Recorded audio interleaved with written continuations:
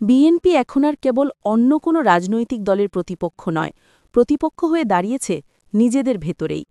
সারা দেশে দখল, চাঁদাবাজি ও আধিপত্য বিস্তারকে কেন্দ্র করে দলীয় নেতাকর্মীদের মধ্যে প্রতিনিয়ত সংঘর্ষ ঘটছে। পাশাপাশি কমিটি গঠন, মনোনয়ন প্রত্যাশা ও নির্বাচনী প্রতিদ্বন্দ্বিতাকেও বিসিরে চলছে অভ্যন্তরীণ দ্বন্দ্ব।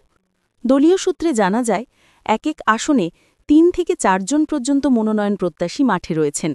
তাদের সমর্থকদের মধ্যেও সংঘর্ষের ঘটনা ঘটছে। এসব পরিস্থিতি বিএনপির ভাবমূর্তি ক্ষুণ্ণ করছে বলে মনে করছেন দলটির নেতারা। তাদের মতে, এই ঘটনায় যেমন ব্যক্তি পর্যায়ের সুনাম ক্ষতিগ্রস্ত হচ্ছে, তেমনি মানুষের কাছে দলের প্রতি আস্থাও কমে যাচ্ছে।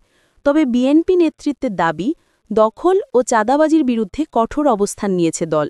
৫ অগাস্টের পর থেকে শৃঙ্খলা ভঙ্গের অভিযোগে সারা দেশে ৪ থেকে ৪,৫০০ নেতাকর্মীর বিরুদ্ধে সাংগঠনিক ব্যবস্থা নেওয়া হয়েছে। স্থায়ী কমিটির সদস্য ড খন্দকার মোশাররফ হোসেন বলেন, যেখানে যে অভিযোগ পাওয়া যাচ্ছে, তদন্ত শেষে দায়ীদের বিরুদ্ধে সাংগঠনিক ব্যবস্থা নেওয়া হচ্ছে। অন্যদিকে স্থায়ী কমিটির আরেক সদস্য বেগম সেলিমা রহমান মনে করেন, এই সমস্যার দায় শুধু বিএনপির নয়। তার ভাষ্য, চাঁদাবাজি হলে সরকার ও আইন-শৃঙ্খলা বাহিনীরও দায়িত্ব আছে ব্যবস্থা নেওয়ার। তৃণমূল পর্যায়ে একাধিক সংঘর্ষের ঘটনা ঘটেছে সম্প্রতি। ফেনী, কুষ্টিয়া, ফরিদপুর, নরসিংদী, খুলনা ও গাজীপুরসহ বিভিন্ন জেলায় দলীয় অনুষ্ঠান, দখল বা মনোনয়নকে ঘিরে সংঘর্ষে আহত হয়েছেন অনেকেই। কোথাও কোথাও গুলি ও ককটেল বিস্ফোরণের ঘটনাও ঘটেছে।